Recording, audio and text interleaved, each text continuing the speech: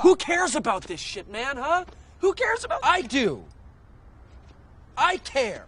For a movie built around one of, if not the biggest and the first film franchise, 2009's fanboys opened to general seclusion. Being poorly received by critics and moviegoers, but enjoyed by even the most casual Star Wars fans. The premise of the film was simple. Set in 1998, just before the release of Episode 1, A Phantom Menace, 4 friends would travel across the United States to break into Skywalker Ranch, where George Lucas keeps the final cut of the movie, to watch it before it's released so that one of them can see it before he passes away due to cancer. Whether or not you like the movie is up to taste and ultimately subjective, but what I want to talk to you about is this scene. I just figured if I worked hard and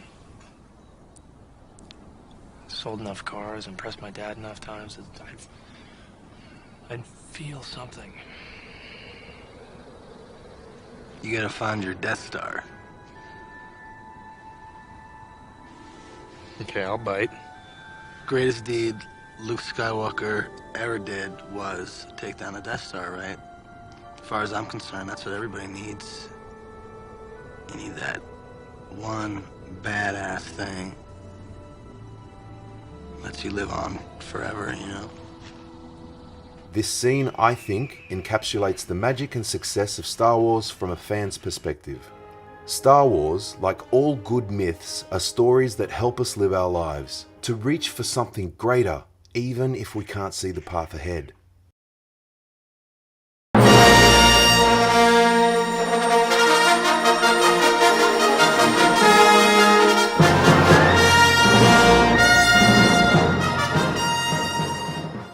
Not long after Disney acquired Lucasfilm in 2012, they announced that they'd be breathing fresh life into the Star Wars universe, announcing that they'd be making Episode VII, the long-awaited and first installment in the next saga for a new generation.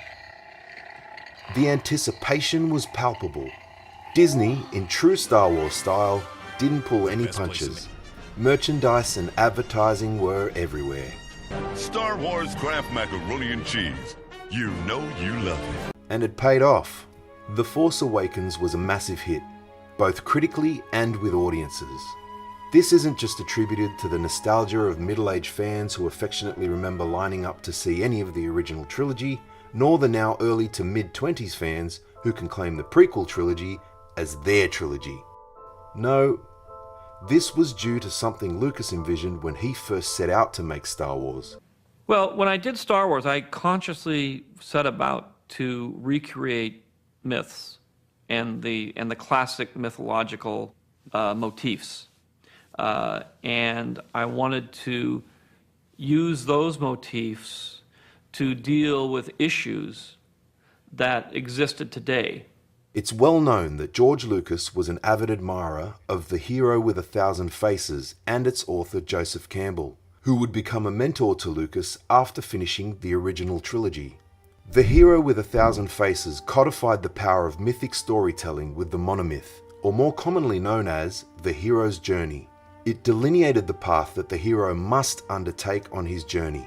Campbell argues that myths from all over the world which have survived for thousands of years all share a fundamental structure. These steps are weaved throughout not only both the trilogies helmed by Lucas, but can also be seen in the start of Disney's saga with Episode VII.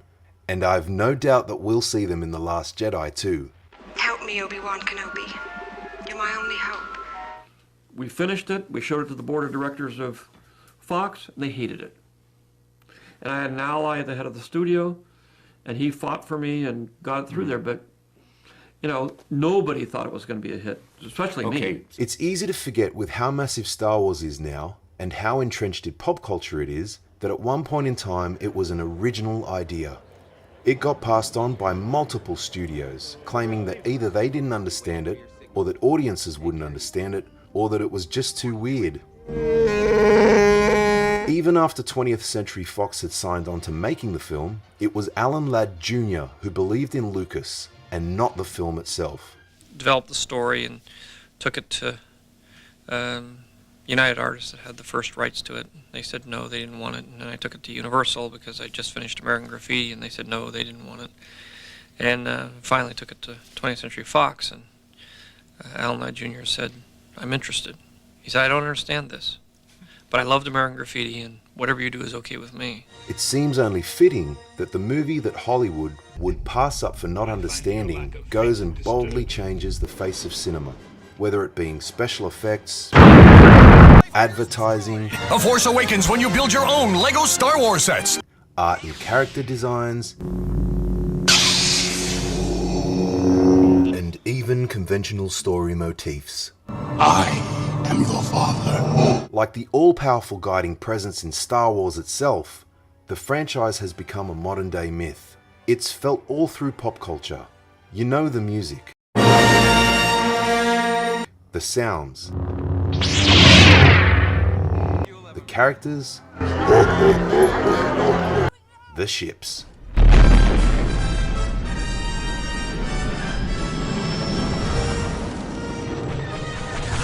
It's important not to forget what makes these films timeless. Good versus evil. What makes a hero? What is friendship? The idea of sacrificing yourself for something greater. These are ideas that aren't new. They've been prevalent throughout our stories and myths for thousands of years. Star Wars simply updates them with each new saga, condensing them into digestible entertainment for a new generation to ponder for years to come. But most importantly, they give us hope. That's why 40 years later, Star Wars is still talked about, studied and celebrated, and even expanding. It's transcended being just another science fiction film to modern day mythology. Be bold like George Lucas. Create your own mythology and don't let anybody tell you how it should be done. Because in 40 years' time, they'll be coming to you to ask how you did it. Thank you for doing this. Thank you. And remember, The Force will be with you, always.